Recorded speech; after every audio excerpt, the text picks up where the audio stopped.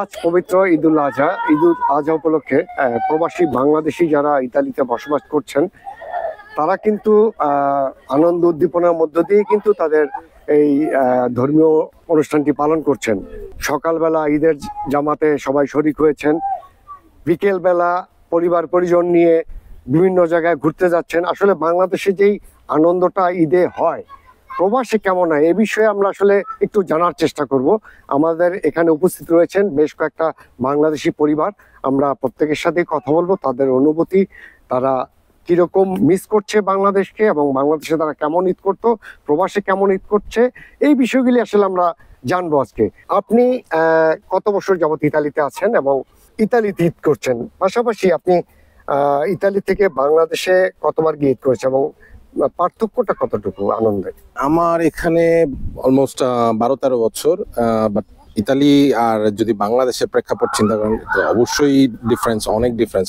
10 বছর আগেও ভেনিসে বা ইতালিতে যে পরিবেশ পেয়েছি এখন অনেক ভালো, অনেক ভালো বলতে স্বতঃস্ফূর্ত ভাবে মানুষ এখন অনেক লোকের সমাগম ঘটেছে।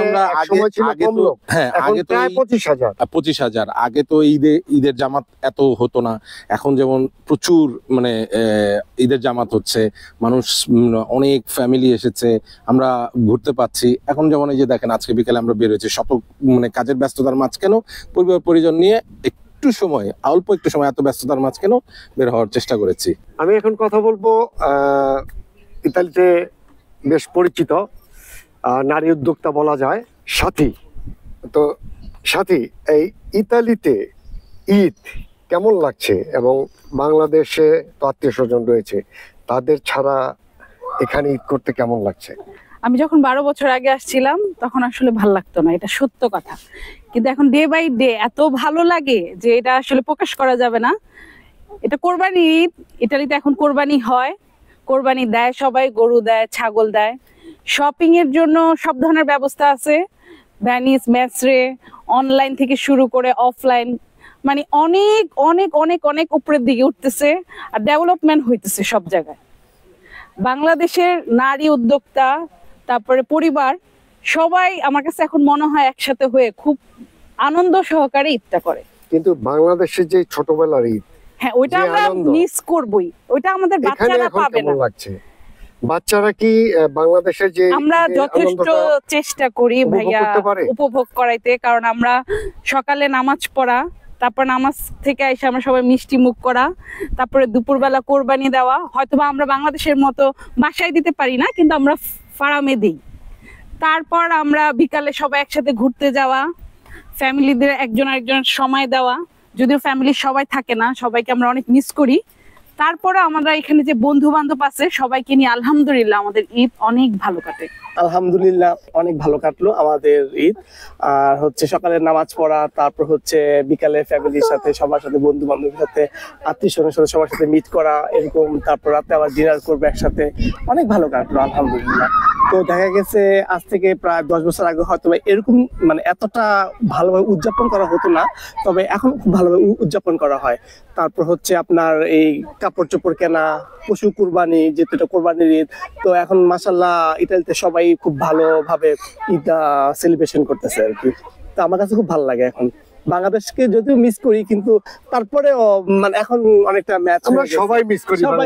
বাংলাদেশের যে আনন্দটা আসলে ওরকম কিন্তু হয় না, আতশবাজি ফোটানো, না ওরকম ফোটানো, বাচ্চারা যে আনন্দটা করে ওরা তো এটা খুব মিস করতেছে। এটা অবশ্যই ওরা অনেক মিস করতেছে। প্রবাসের মাটিতে ঈদুল আজহা খুবই চমৎকার ভাবে উদযাপন হলো, খুবই আনন্দের সাথে, ফ্যামিলির সাথে সবাই একসাথে কুরবানি দিলাম, এখন ফ্যামিলির সাথে সময় কাটাচ্ছি। আলহামদুলিল্লাহ, আল্লাহর কাছে শুকরিয়া, খুবই আনন্দদায়ক এবং মজার ছিল আজকের দিন। বাচ্চারা তো খুব খুবই এনজয় করতেছে।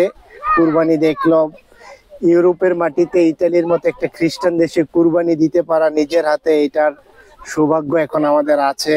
যারা আগে থেকে ছিল তারা এই সৌভাগ্যটা পায় নাই, কিন্তু আমরা এখন পাচ্ছি। এটা আসলেই অন্যরকম আনন্দ। দেশে যেটা করতাম সেটা পাচ্ছি না, কিন্তু ঈদটা উদযাপন করতে পারছি। আগামী প্রজন্ম দেখতে পাচ্ছে ঈদুল আদাটা কি, ওরা বুঝতে পারতেছে, এটা আসলে ভালো লাগছে। ঈদুল আজহার মধ্যে আমরা সবসময় দেশের মধ্যে গরু নিয়ে দৌড়াদৌড়ি ফ্যামিলির সাথে স্পেন্ড করতে সারাদিন সেরকম তো হয় না, কিন্তু প্রবাস মাটিতে এখন বর্তমানে আমরা ঈদুল ফিতর এবং ঈদুল আজহার নামাজটা পড়তে পারি। ইভেন এখন ইউরোপে বসে ইউরোপের মতো দেশে আমরা কুরবানি দিতে পারি, এটা কিন্তু বিশাল পাওয়া আমাদের। হ্যাঁ, ছোটবেলায় দেশে ঈদ করেছে, কিন্তু এই প্রবাসী তাদের ঈদ কেমন কাটলো এই বিষয়টি জানবো। এখানকার দুই বোন রয়েছে এখানে, এদের কাছে কেমন কাটলো এখানকার ঈদ এবং দেশের ঈদ এবং এই প্রবাসী ঈদটা কেমন লাগে সেই অনুভূতিটা যদি একটু। দেশে মিস করি অনেক সবাইকে। কত বছর আগে দেশে ঈদ করা হয়েছে মনে পড়ে? 11 বছর আগে। 11 বছর আগে, তার মানে 11 বছরের মধ্যে আর দেশে ঈদ করা 11 বছর আগে ঈদ করা হয়েছে। এখানকার ঈদটা কেমন লাগছে? একটু সবাইকে ছাড়া বোরিং লাগতেছে, কেউ দেশে আত্মীয় স্বজন ছাড়া একটু বোরিং লাগছে। আসলে প্রবাসে যারা বেড়ে উঠছে বা প্রবাসে যারা বসবাস করছে, তাদের বাংলাদেশে যে ঈদের আনন্দ, সেই আনন্দটা কিন্তু তারা ভাগাভাগি করতে পারছে না। তাদের মনের ভেতরে একটা কষ্ট রয়ে গেছে, কারণ দেশে তাদের আত্মীয় স্বজন রয়েছে, দেশের আনন্দটাই একটু ভিন্ন। তারপরও এই কর্মব্যস্ত জীবনে, এই প্রবাস জীবনে তারা প্রবাসে ঈদের আনন্দ কয়েকটা পরিবার মিলে ভাগাভাগি করছে। ভালো থাকবেন, সুস্থ থাকবেন, আবার দেখা হবে। ধন্যবাদ।